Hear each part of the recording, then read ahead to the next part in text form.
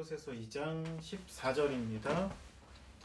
우리를 거스르고 불리하게 하는 법조문을 쓴 증서를 지우고 제하여 버리사 십자가에 못 박으시고. 아멘. 아멘. 할렐루야. 아멘. 주일은 하나님께서 하늘문을 활짝 여시고 우리 마음문도 활짝 여셔서 복을 부어주시는 축제의 날입니다. 네. 오늘 예배 가운데 주님 깊이 만나셔서 세상이 줄 수 없는 기쁨을 맛보시고 우리의 모든 것이 치유되고 회복되고 새롭게 되는 은혜가 있기를 축원합니다. 아멘. 오늘은 얼마나 사랑하시는지라는 제목으로 은혜를 나누고자 합니다. 이번 주간에 우리 눈이 정말 많이 왔잖아요.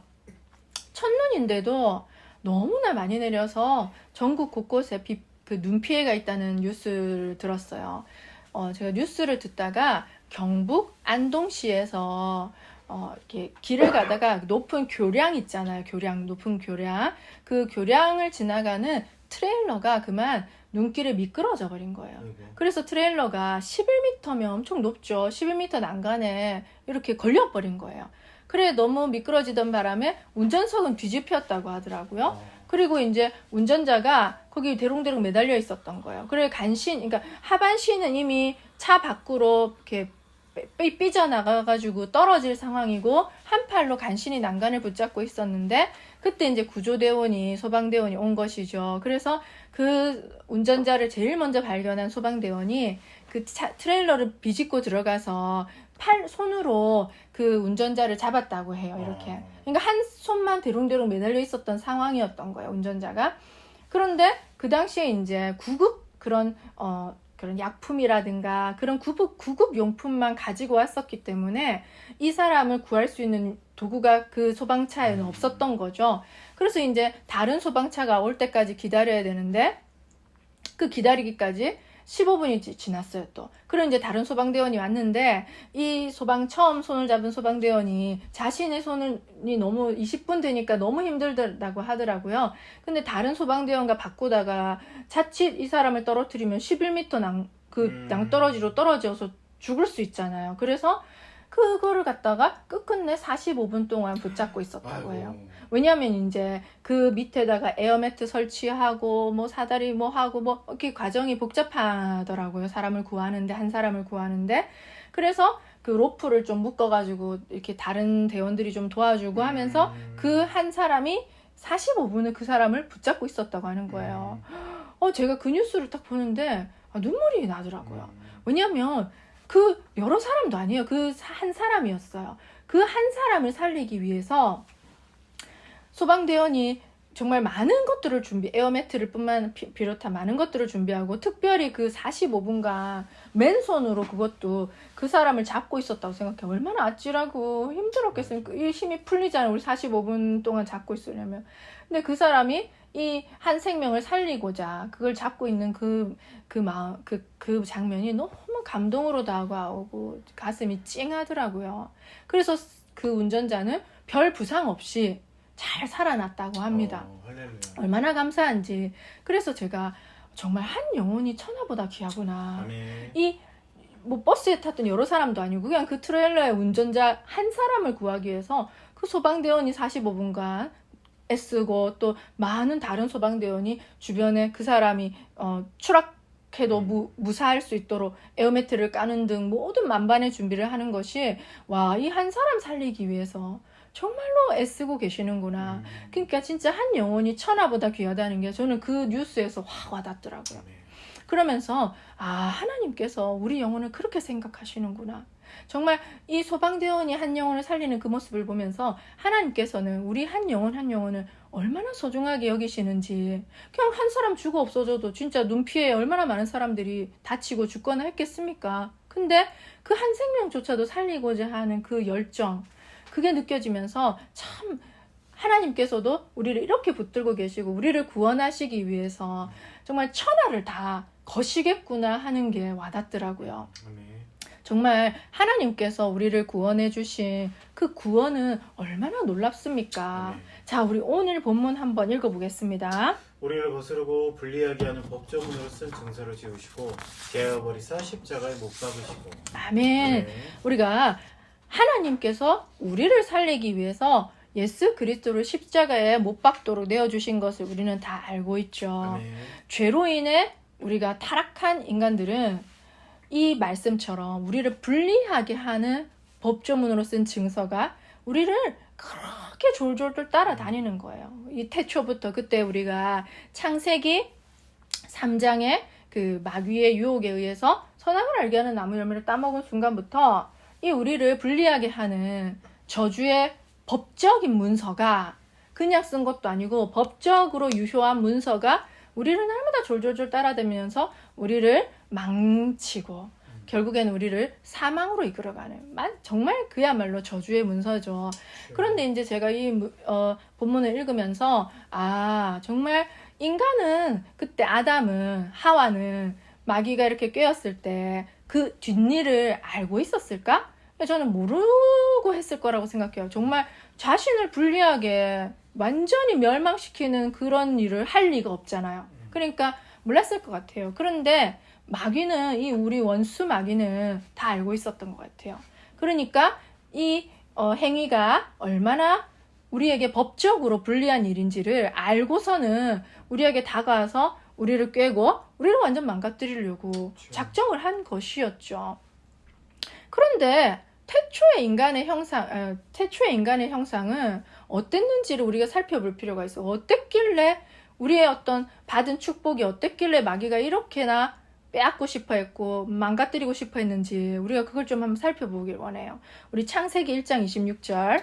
하나님이 이르시되 우리의 형상을 따라 우리의 모양대로 우리가 사람을 만들고 그들로 바다의 물고기와 하늘의 새와 가축의 온 땅과 땅에 기는 모든 것을 다스리게 하자 하시고. 아멘. 아멘. 태초에 하나님께서 인간을 만드는 이 아주 장면이 소상하게 나오죠. 이제 하나님께서 우리의 형상을 따라 우리가 우리의 모양대로라고 하는 걸 보면서 하나님이 한 분이 아니고 여러 이렇게 그걸로 존재하시는구나. 한 분 하나님이시지만 우리가 알고 있듯이 성자, 성부, 성령 이렇게 삼위 하나님으로 존재하시면서 그분들이 서로 사이좋게 의논하고 계시는 장면을 우리가 상상해 볼 수가 있어요.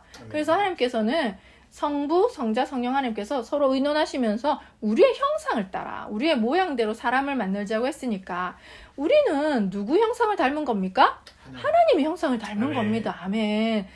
그래서 우리는 하나님의 성품을 닮았고 하나님의 신성을 닮았고 하나님의 그 인격과 하나님의 여러 가지 모습을 닮은 것이죠. 그러니까 마치 자식이 부모를 똑 닮은 것처럼 우리는 하나님 아버지를 닮은 하나님의 자녀 같은 존재였던 것이죠. 아멘. 그리고 또 중요한 사실은 이 하나님께서 창조하신 모든 피조 세계를 우리 대신 다스리게 하자. 보통 아버지가 다스리는 기업을 자녀가 물려받잖아요. 별일 없으면 그저 자녀가 거부하지 않는 이상. 마찬가지로 하나님께서 창조하신 천지를 자식과도 같은 우리에게 위임시켜서 다스리게 해주신 거 이거 얼마나 큰 복입니까? 그러니까 천사들도 흠모할 만한 복이죠. 그러다 보니까 원수 마귀가 시기 질투가 나가지고 이 모든 것을 빼앗고 싶어서 어떻게 저렇게 인간에게 저렇게 축복을 많이 주실까? 그러면서 질투해서 이렇게 우리를 유혹했겠죠. 그러다 보니까 우리는 그 원형 하나님께서 처음에 하나님 형상대로 창조한 너무나 멋지고 사랑스럽고 선한 그 모습을 완전히 잃어버린 채 정말 하나님과는 분리된 그런 길을 정말 우리에게 불리하게 작용하는 그런 길을 우리가 이때까지 이제 걸어오고 있었던 것이죠. 그 태초 이후로. 그런데 하나님께서 우리가 선악을 알게 하는 나무 열매를 따먹은 인간의 욕심은 마귀의 유혹도 있었겠지만 너희가 하나님처럼 된다라고 했기 때문이잖아요. 그런데 하나님처럼 되는 것은 하나님이 모든 것을 소유한 것들을 다 다스리고 통치하시고 너무나 멋지시잖아요. 인간이 그렇게 되고 싶었던 거예요. 근데 이 본문을 가만히 살펴보면 하나님의 것이 곧 우리의 것이었어요. 장차 조금만 기다리면 하나님의 모든 것은 우리의 것이 되려고 했단 말이죠. 그것이 우리의 것이 아닌 것을 우리가 뺏어온 것이 아니라 가만히만 있었으면 우리 것이 되는데 기다리지도 못하고 그걸 따먹은 거죠. 어떻게 알 수 있냐? 누가복음 15장 31절을 알 수 있죠. 아버지가 이르되 예 너는 항상 나와 함께 있으니 내 것이 다 내 것이로다.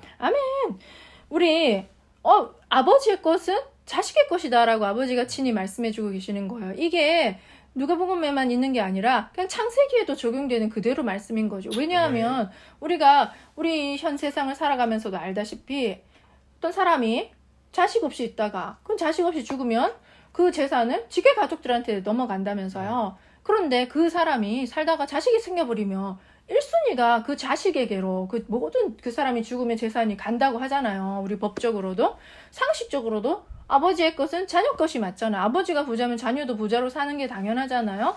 그러니 아버지의 것은 모두가 자녀의 것이 맞다는 것이죠. 그래서 우리는 다 물려받을 수 있는 자녀의 권세였지만 우리가 그거를 인간이 어리석어서 그거를 다 이해하지 못한 거죠. 하나님 아버지의 그 넓은 사랑을. 그러니 마귀의 꼬임에 쏘아가지고 그 호랑 다 뺏겨버린 거예요. 우리가 법적으로 내 건데 그 문서에 유산을 상속받지 못한다고 적혀있으면 우리 못 받는 거잖아요. 그 따르게 적혀버려 있으면 그죠? 그럼 불리하게 작용하는 법조문이 우리를 졸졸 따라다닌 거예요. 근데 이 원수 마귀는 원래 하는 짓이 그거예요. 요한복음 10장 10절 상반절 읽어보겠습니다. 도둑이 오는 것은 도둑질을 하고 죽이고 멸망시키려는 것뿐이요. 그렇죠. 이 원수 마귀가 하는 짓이에요. 도둑이 하는 것은 도둑질하고 멸망시키고 죽이고 강도들이 그렇게 하잖아요. 사람을 돈을 빼앗기 위해서 사람 죽이기까지 하는 사람들이 강도잖아요. 그래서 우리 인생이 뭔가 자꾸 안 풀리고 난 정말 열심히 노력하는데도 잘 안 되고 뭐 되는 일이 없어 왜 이래 하는 이유는 이것 때문이에요. 우리는 도둑 맞은 사람들이기 때문에 우리의 모든 좋은 것을 원수가 빼앗아갔기 때문에 그래서 우리를 가난하게 만들고 질병을 있게 만들고 우리를 불행하게 만들고 우리를 저주 가운데로 질질 끌고 가다가 결국에는 사망으로 퐁당 빠뜨리는 것이 이들이 하는 짓인 것이죠. 그런데 사랑의 하나님께서는 그렇게 우리를 분리하게 하는 그 법조문으로 쓴 증서를 완전히 십자가에서 없애주신 것이죠. 아멘. 골로새서 우리 오늘의 본문 한 번 더 읽어봅시다. 우리를 거스르고 분리하게 하는 법조문으로 쓴 증서를 지우시고 제하여 버리사 십자가에 못 박으시고. 아멘. 아멘. 할렐루야. 이것이 아멘. 웬 은혜입니까? 여러분 이제 예수 그리스도로 말미암아 우리를 분리하게 졸졸졸 따라다니는 그 법적 증서 자체가 없어진 것입니다. 자, 그래서 우리 한 번 더 확실한 로마서 8장 31절 34절을 보겠습니다. 그런즉 이 일에 대하여 우리가 무슨 말을 하리요? 만일 사람이 우리를 위하여 누가 우리를 대적하리요? 자기 아들을 아끼지 아니하시고 우리 모든 사람을 위하여 내주신 이가 어찌 그 아들과 함께 모든 것을 우리에게 주시지 아니하겠느냐? 누가 능히 하나님께서 택하신 자들을 고발하리요? 의롭다 하신 이는 하나님이시니 누가 정죄하리요? 죽으실 뿐 아니라 다시 살아나신 이는 그리스도 예수시니 그는 하나님 우편에 계신 자요 우리를 위하여 간구하는 자시니라. 아멘. 아멘. 그러니 하나님께서 우리를 위하시면 누가 가타부타 말할 게 있겠습니까? 그래서 하나님께서는 정말 우리를 택하신 자들이 이제 더 이상 고발할 사람이 없도록 십자가에서 완전히 빵빵빵 판결을 내려주신 거죠. 로마서는 법적 용어로 되어 있다고 해요. 헬라어로 보면은. 그러니까 우리가 아까 법적 증서라고 했잖아요. 그러니까 우리는 다 이 하늘나라의 세계를 알지 못하지만 우리 어떤 죄악, 그 태초에 인간이 지은 죄는 법적인 그 효력이 발생하는 죄였던 거죠. 그러니까 이것은 우리가 아무리 아니라고 그렇게 해도 법적으로 이미 그렇게 되면 우리는 빼도 박도 못하는 거잖아요. 그런 것을 하나님은 완전히 제거해 주신 거예요. 그러니까 하나님이 정말 변호사가 되어서 우리를 옳다고 해주고 검사가 되어서 우리를 옳다고 해주고 판사가 되어서 우리를 옳다 턱턱턱 하니까 더 이상 가타부터 할 말이 없는 거예요. 물론 가타부터 할 수는 있어. 기분 나쁘니까 자기네들이. 근데 그것은 법적으로 효력이 있다 없다? 없다. 그걸 우리가 기억하자는 것이죠. 자, 그래서 우리는 예수님 덕분에 예수님이 십자가에 죽으심으로 그 법적인 그 불리한 것이 쫙 사라졌어요. 그래서 우리가 할 일은 그 예수님만 믿기만 하면 우리는 더 이상 이제 거기에 노예가 되지 않고 자유인이 될 수가 있는 것이죠. 그래서 하나님은 다시금 우리를 자유의 신분으로 하나님께로 올 수 있는 그러한 축복의 신분으로 뒤바꿔 주신 것이죠. 하나님께서는 이 십자가에서 우리를 분리하게 하는 법조문을 없애주신 것뿐만 아니라 더 놀라운 계획을 가지고 계셨어요. 자, 우리 히브리서 9장 16, 17절 읽어볼까요? 유언은 유언한 자가 죽어야 되나니 유언은 그 사람이 죽은 후에야 유효한즉 유언한 자가 살아있는 동안에는 효력이 없느니라. 아멘. 아멘. 자, 이 히브리서에서 이 유언 죽는다 이 말이 왜 나오냐면 우리는 상속자라고 되어 있는 거예요. 우리는 하나님의 자녀로서 상속자예요. 그런데 상속이라는 것은 보통 아버지가 부모님이 죽어야 그 자녀에게 오잖아요. 물론 그 아버지가 먼저 줄 수는 있겠지만 법적으로 그 유언이라는 것은 유언은 죽고 난 뒤에 유효한 말씀이잖아요. 그죠? 그러니까 죽어야 돼요. 근데 하나님이 죽을 리가 없잖아.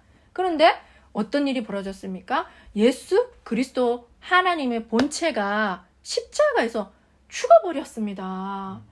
아멘. 마귀가 예수님을 십자가에서 죽일 때 그들은 이렇게 생각했을 거예요. 아, 저 하나님의 아들 예수만 죽이면 이 세상 우리 거야. 그러면 모든 것이 다 끝난다고 생각했겠지만 이 예수님이 죽으심으로 말미암아 하나님이 죽으신 것이 되어서 하나님의 모든 재산이 인간에게로 그냥 자동 상속된다는 사실을 알았을까요? 알았으면은 예수님은 그렇게 함부로 죽이지 못했을 거예요. 그래서 놀랍고 깊도다 하나님의 비밀이여 그 예수 그리스도에 다 담겨져 있다고 해요. 아멘. 태초부터 감추어진 비밀이 바로 예수 그리스도라고 하는 것이죠. 아멘. 그 예수 그리스도께 십자가에 죽으신 사건은 어마어마한 대반전을 일으켜 왔습니다. 첫 번째, 우리를 분리하게 하는 그 법적 증서를 완전히 없애주셔서 아멘. 우리가 이제 더 이상 죄인이 아닌 거죠. 아멘. 하나님 자녀로 회복된 것 첫 번째. 두 번째, 아니 아버지가 죽어버렸어.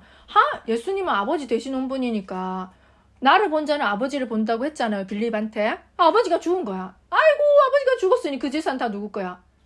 아들 거, 자식 거, 예수님 것이지만 그 예수님과 연합한 우리 것이 되는 거, 우리 거. 야, 그러니까 이거는 뭐냐? 하나님께서 태초에 원래 인간에게 주려고 했었던 아까 창세기 1장 26절 있죠. 다스리는 권세 모든 것을 그 상속권을 다 우리에게 넘겨주신 거. 이미 왔어요. 이미 온 것이죠. 아멘. 믿으십니까? 아멘. 예수님이 죽었으니까 온 거지. 그거 안 왔다고 믿는 사람은 법적으로 좀 문제 있는 사람이에요. 법적 지식이 없는 사람이죠. 2000년 전에 예수님이 이미 죽으셨으니까 우리 것이 됐어. 이미. 근데 우리가 뭐 손으로 만져보고 누리지는 잘 못할 수 있어요. 우리 수준이 낮으면. 아니 그 대기업 회장님들도 자식 아무한테나 그 자기 기업 안 물려줘요. 딱 보고 싹수가 있는 자식한테 물려주지 아무한테나 물려주지 않는단 말이죠. 그만큼 그릇이 되고 이게 성장을 해야 그 아버지의 그것을 우리가 손으로 만지면서 누릴 수가 있는 거죠. 네. 우리의 것은 사실인 것이죠.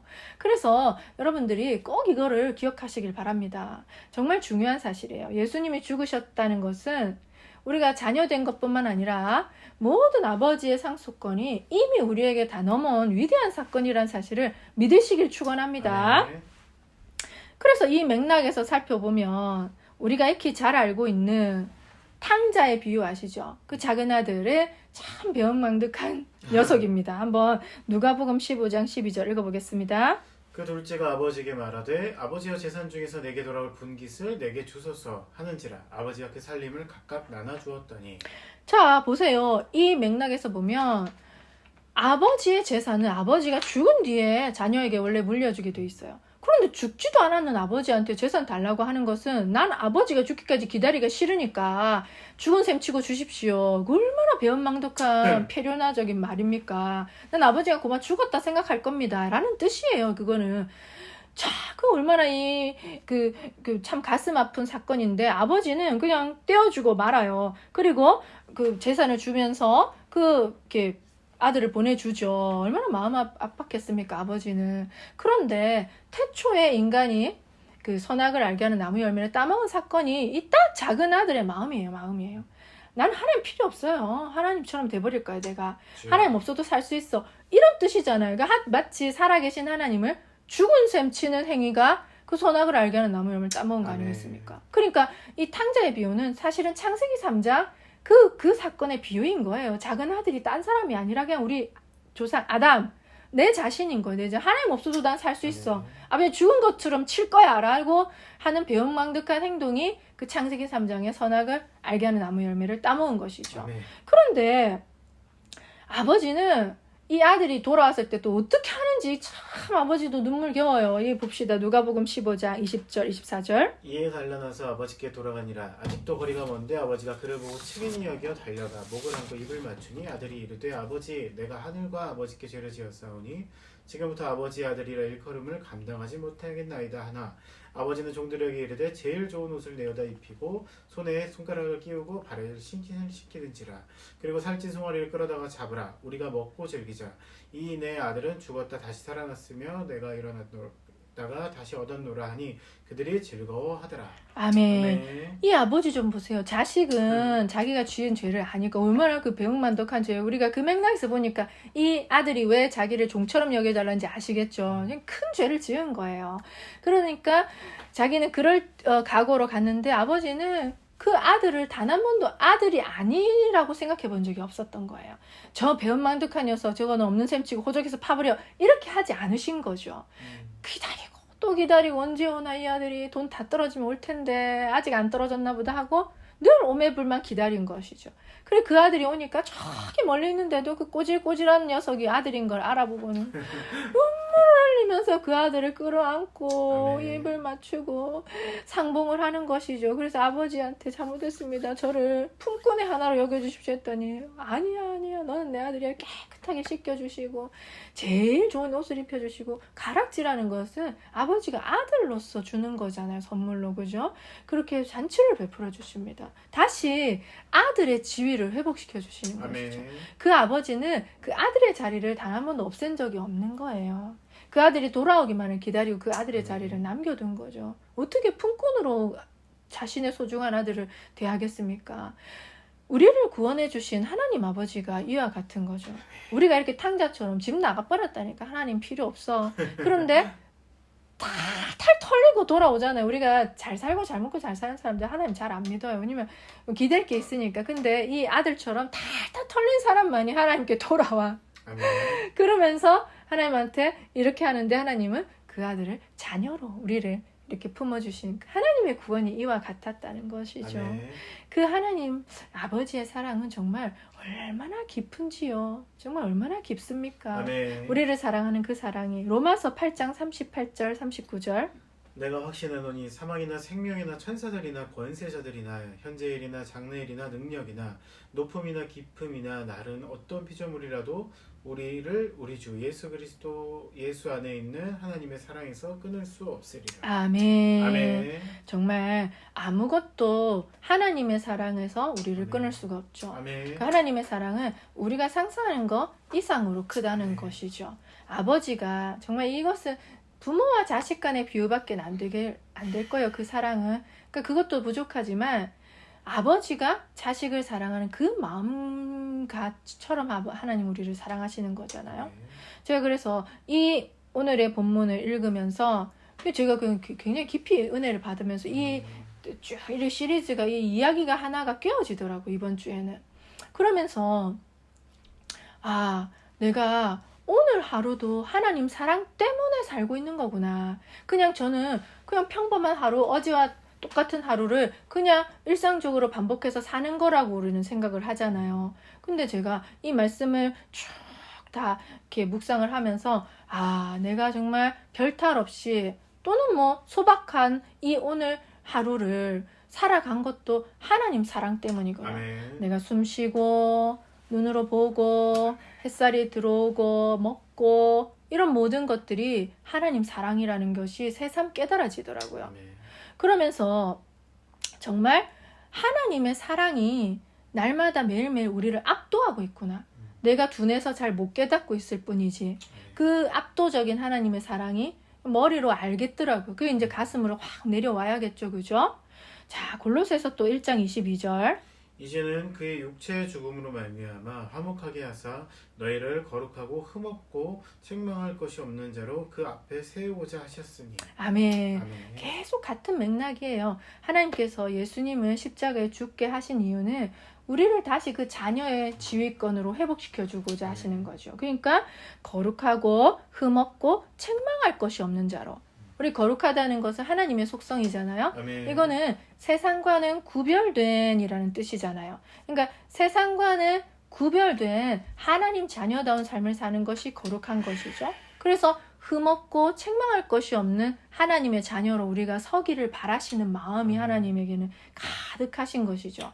그래서 우리가 세상 자녀처럼 살 것이 아니라 좀 구별된 하나님 자녀로서 멋지게 계속해서 살아가고 그 정체성을 잊지 않기를 하나님은 바라시는 것입니다. 아멘. 그래서 하나님께서는 태초에 우리를 인간을 지으셨을 때 그렇게 하나님 닮게 자식으로 지었잖아요. 그래서 그 태초에 우리를 창조하신 이후로 단 한 번도 우리를 자식이기를 포기하신 적이 없는 거예요. 아멘. 너는 내 자식인데 너가 배은망덕하게 해서 너 쫓아냈는데 이런 적이 단 한 번도 없고 아멘. 늘 우리를 자식처럼 생각했고 우리가 하나님을 잊어버렸을 때도 여전히 우리는 하나님에게는 우리가 자식이었던 것이죠. 그 사실을 우리가 꼭 우리도 기억하는 저와 여러분이 되기를 축원합니다. 아멘. 그래서 제가 정말 이렇게 하나님의 큰 사랑을 받고 있는 우리는 어떻게 살아가야 옳은가 하는 그런 생각이 딱 들더라고요. 그래서 이제 이번 주간에는 특별히 골로새서를 읽게 되었어요. 그런데 똑같은 맥락에서 또 골로새서 3장 12, 14절이 이게 이해가 되더라고요. 자, 한번 읽어볼까요? 그러므로 너희는 하나님이 택하사 거룩하고 사랑받는 자들처럼 긍휼과 자비와 겸손과 온유와 오래 참음의 옷을 입고 누가 누구에게 불만이 있거든 서로 용납하여 피차 용서하되 주께서 너희를 용서하신 것 같이 너희도 그리하고 이 위에 모든 것 위에 사랑을 더하라. 이는 온전하게 매는 띠니라. 아멘. 아멘. 자, 여기서 우리가 하나님이 택하사 거룩하고 사랑받는 자처럼 이 말을 제가 오랫동안 곱씹었어요. 하나님이 택하시고 거룩하고 사랑받는 자, 사랑받는다. 그래서 제가 이 모든 맥락들이 다 이렇게 마음에 와닿게 된 것이죠. 이 말씀을 묵상하면서. 그러니까 사랑받는 자구나. 사랑받는 자는 어떻게 살아야 되는 것인가.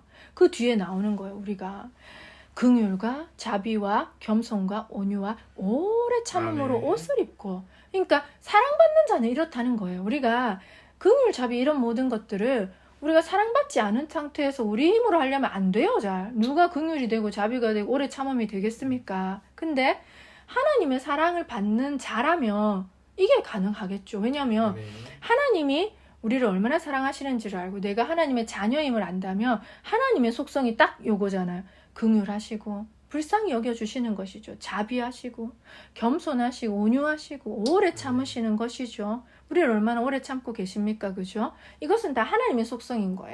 그러니까 사랑받는 자처럼이라는 것은 하나님의 자녀답게라는 것이죠. 그래서 우리도 용서함 받았으니까 그래서 우리에게 잘못하는 사람을 우리도 용서해주고 그게 하나님의 속성이니까 닮아가는 거예요. 그리고 하나님은 사랑이시라라니까 우리도 더 사랑해보려고 노력하고 사랑은 온전하게 매는 띠라고 하니까 이 모든 하나님의 성품을 아우르는 것이 바로 사랑이 아니겠습니까? 아멘. 그래서 제가 이걸 읽으면서 그래 내가 정말 하나님 사랑받는 자녀라면 내가 마음이 막 이렇게 콩알만하고 궁핍해가지고 쪼그라들어가지고 여유 없이 양보도 안 하고 누가 이렇게 막 하면 이렇게 팍 이렇게 고슴도치처럼 나를 세워가지고서는 쏘아붙여버리고 그렇게 하지 않는 것이죠. 그래서 제가 좀 제 삶이 반성이 되더라고요. 그래 나는 사랑받는 자처럼 살고 있는가? 나는 정말 하나님이 나를 사랑하신다는 것을 정말 믿고 있고 그것을 삶 속에서 이렇게 체험하면서 살고 있는가? 난 내 마음에 여유가 있는가? 내 마음에는 하나님의 성품이 얼마나 있는가? 하는 점검이 되더라고요. 정말 하나님의 극진한 사랑을 받고 계신 여러분, 이번 한 주간 정말 하나님께서 우리 한 사람 한 사람을 그 트레일러 운전기사를 살린 소방관처럼 얼마나 사랑하시는지 얼마나 붙들고 계시는지 우리 한 목숨 살리기 위해서 천하를 거시는 그 하나님의 사랑이 가슴 깊이 느껴지는 축복이 있기를 축원합니다. 아멘. 그래서 고아처럼 또는 강도 맞은 사람처럼 막 주눅들거나 팍팍하게 아무것도 가진 거 없는 거지라서 자기 거 조금이라도 빼앗길까 봐 성질 팍 내는 그런 사람처럼 살지 마시고 좀 나눠주고 아버지가 또 채워주시겠지. 아멘. 그리고 여유롭게 부드럽게 정말 사랑받는 자녀처럼 이렇게 품위 있게 하나님 성품 닮아서 그렇게 살아가는 저와 여러분이 되기를 축원합니다. 아멘. 아버지의 것이 다 내 것입니다. 아버지의 것이 다 내 것이에요. 아멘. 그럼 얼마나 우리는 풍성합니까? 지금 없는 것은 아버지가 뭐 우리를 좀 훈련시키시는 거겠죠. 그러니 여유를 가지시고 그런 아버지의 사랑하심 아래서 우리가 아버지의 것이 다 내 것이로 믿어지고 그것이 이번 한 주간 누려지는 그런 놀라운 한 주간을 보내시기를 축원합니다. 아멘. 기도하겠습니다.